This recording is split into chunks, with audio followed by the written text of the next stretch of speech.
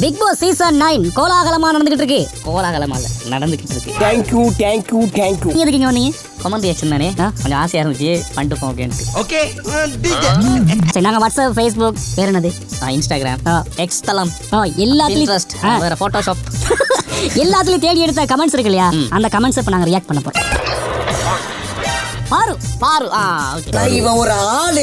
பாரு அழுகாத, நான் பேசுறேன். கவலை தன்வாயால கெடுற மாதிரி பாரு வாய வச்சுக்கிட்டு சும்மா இல்லாம ஒண்டட்டா வந்து வண்டியில ஏறி சிக்கி சின்ன பின்னமாக்கி கொண்டார். அவளுக்கு ஒரு காரியம் ஆகணும்னா எந்த லெவல் வேணாலும் இறங்குவா, யார வேணாலும் போட்டு தள்ளுவா. ஆமா ப்ரோ, நான் வந்ததுல இருந்தே பாத்துட்டு இருக்கேன். ஸ்டார்ட் பண்ணி பாரு, இன்னைக்கு வந்து 51வது நாள், நாளைக்கு 52வது நாள், எப்ப வீடியோ ரிலீஸ் ஆகும் சொல்லிருக்கேன்.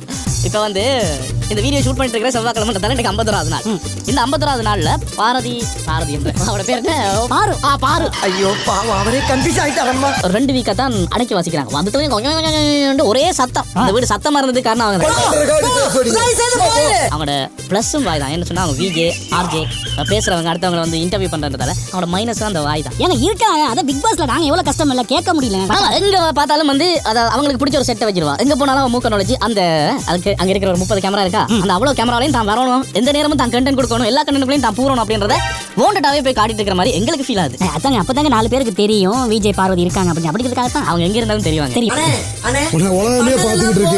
திவ்யா ஃபர்ஸ்ட் வீக்ல நல்லா தான் கேம் ப்ளே பண்ணிட்டு இருந்தாங்க.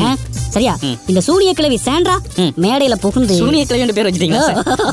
அவங்க இடையில வந்து அவங்கள நாசம் பண்ணிடுச்சு, இப்ப அனுபவிக்குது. ஆனா விஜேஸ் அப்படியே திரும்பி விட்டார் போங்க அப்படின்னு சொல்லிருக்காங்க. உங்களை உட்காருங்க, ஒரு 2 மணி நேரம் பேசுவா. திவ்யா உட்காருங்க ப்ளீஸ், திவ்யா உட்காருங்க. அப்ப திவ்யா வந்து அவங்க தெளிவா தான் கேம் விளையாட வந்தாங்க. ஆரம்பத்துல குழப்பி விட்டது வந்து சாண்ட்ரா அப்படின்றது தான் அந்த கமெண்ட். சூரிய கிழவி அதான் சூரிய கிழவி சாண்ட்ரா தான் குழப்பி விட்டாங்க அப்படின்றது அந்த கமெண்டா இருக்குன்னு சொன்னா. ஆமா, அது உண்மைதான். எங்க பார்த்தாலும் 2 பேரும் ஒண்ணா தான் தெரியுறாங்க. உண்மையா சாண்ட்ரா வந்தப்ப நான் இன்னமும் நினைச்சேன், இப்போ இந்த சீரியல்ல பாப்போம்ல வில்லி, அந்த மாதிரியே ஒரு ஃபீல் உங்களுக்கு எப்படி இருக்கு? அப்படிதான், அவங்க சீரியல்லையும் வில்லியா தான் நடிச்சிருக்காங்க. இல்ல அவங்க இல்ல, திவ்யா வில்லியா நடிச்சிருக்காங்க. உண்மையிலேயே வில்லி பார்த்தா சீரியல் நடிச்சது திவ்யா தான். ஆனா நிஜத்துல வில்லி வந்து சாண்ட்ரா அப்படின்ற மாதிரி தான் எங்களுக்கு ஃபீல் ஆகுது. அந்த ரெஸ்ட் ரூமை தவிர மற்ற எல்லா இடத்துலயும் ஒண்ணா தான் சுத்துறாங்க, அதுக்கு மட்டும் தான் தனித்தனியா போயிடுறாங்க. விஜய் சேதுபதி, ஆமா விஜய் சேதுபதி சண்டை எனக்கு என்னமோ இது ஒரு ஸ்கிரிப்ட் மாதிரி இருக்கு. அந்த டிஆர்பி சொல்லுவாங்க தெரியுமா, அதுக்கு தான் பிளான் பண்றாங்க. இருக்கலாம், ஏன்னு தெரியுமா, இந்த எஃப்ஜேக்கும் இவருக்குமான ஒரு பெரிய பால் பிரச்சனை ஒன்று போச்சு, பால் ஊத்துற பிரச்சனை ஒன்று. அதுக்கு அவங்க குடும்பத்தில் இருக்கிற எல்லாரையுமே இழுத்து ஒரு பெரிய பிரச்சனை ஆக்கி அன்னைக்கு சொல்லி பொங்கி எழுந்தாங்க. ஆனா அடுத்த நாள் ஞாயிற்றுக்கிழமை வரும்போது இதை பத்தி எதுவுமே கிடைக்கல. பார்த்தா எஃப்ஜே போயிட்டு இவரை கட்டி பிடிச்சிட்டு இருக்காரு. ஆமா, ஒருவேளை விஜய் சேதுபதி நல்லா திட்டுற மாதிரி திட்டிட்டு 3 பேரையும் கூப்பிட்டு டிஸ்கஸ் பண்ணிட்டாரோ தெரியல. இனிமே சண்டை போட்டு கதையப்பா எல்லாம் ஒண்ணு ஆருங்க, அப்பதான் ஷோ நல்லா இருக்கும். என்னதான் நீங்க வந்து ஷோல நான் வந்து ஏசுற மாதிரி ஏசுறேன், அதுக்கு பேர் நீங்க கேட்கற மாதிரி கேட்டுங்க, அதுக்கு பேர் நீங்க பேசாம இருந்துருங்க, அப்பதான் இந்த ஷோ நல்லா ஓடும் அப்படின்னு சொல்லிட்டாரோ.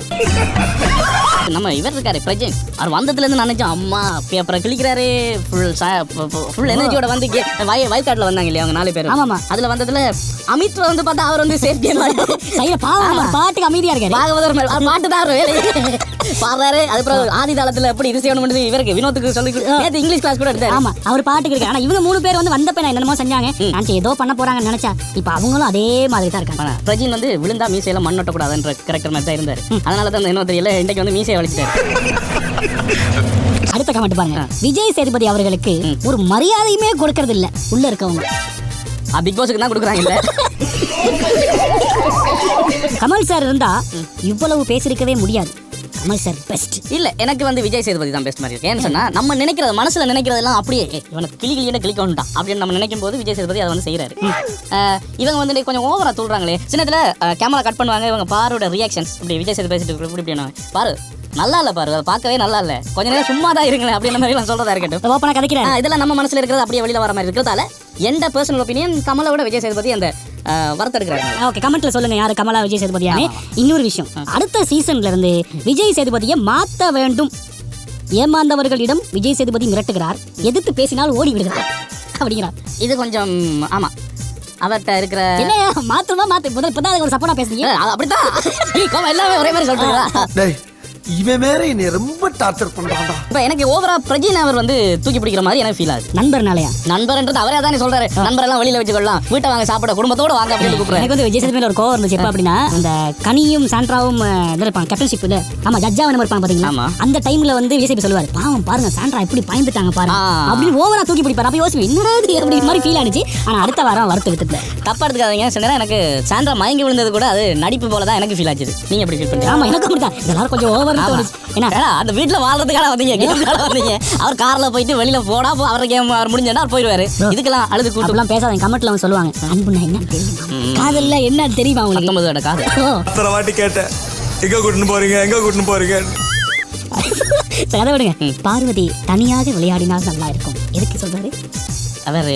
ப்ரோ பிக் பாஸ் தானே சொல்றீங்க? இந்த ஷோவுக்கு மட்டும்தான் வெளியே போனா ஜஸ்ட் ஃப்ரெண்டு தான். அப்புறம் ஏன் இவ்வளவு சீன்லாம் ஷோவில் மட்டும்தான், வெளியே போனா ஒண்ணுமே இல்லை. ஓகே, அதாவது இது வந்து ஒரு கேம் தானே. இதே நீங்க இதை பெருசா அடிச்சுக்கிறீங்க, வெளியில போனா எல்லாருமே ஃப்ரெண்ட்ஸ் தானே. ஆமா, அப்படி உண்மையை இந்த இடத்துல ஒருத்தர் சொல்லியிருக்காரு. ப்ரோ நீங்க வந்து அந்த ஞானி ஞானி பாரு மட்டும் நேர்மையாக விளையாடுகிறாள். மற்ற எல்லோரும் பிக் பாஸையும் விஜய் சேதுபதியும் காக்கா பிடித்து விளையாடுகிறாள். பாரு ஆட்ட பாத்தீங்களா, நம்ம என்னமோ நினைச்சுக்கிட்டு இருக்கோம். பாருவோ யாரோ ஒருத்தவங்க ஒருதலையா காதலிச்சுக்கிட்டு இருக்காரு போல இருக்கு. இது இவரை தெரியல, ஓட்டமேன் ஸ்டார் தெரியல. இவ்வளவு எல்லாம் சொல்றீங்களா, பார்க்க முடியாதுன்றீங்க, அது கோலாகலமா இல்லன்றீங்க. நீங்க ஒவ்வொரு நாளும் பார்த்துட்டு தானே இருக்கிறீங்கன்னா எங்களுக்கு வேற வேலை கிடையாது. நான் பார்த்துக்கிட்டு இருக்கோம். சரி, இவ்வளவு நேரம் நாங்கள் கமெண்ட் ரியாக்ஷன்ல நிறைய கமெண்ட்ஸ்லாம் வாசித்திருப்போம். உங்களுக்கும் சில கருத்துக்கள் இருக்கும் இல்லையா, அந்த கருத்துக்கள் எல்லாத்தையும் அப்படியே கமெண்ட்ஸை சொல்லுங்க. இந்த வீடியோ நல்லா போனுச்சு அப்படின்னா அடுத்த ஒரு வீடியோவோட உங்களை சந்திக்கிறோம். அதுக்கு வந்து பிக் பாஸ் 10வது சீசன் வந்துடும். ஓகே, நன்றி வணக்கம்.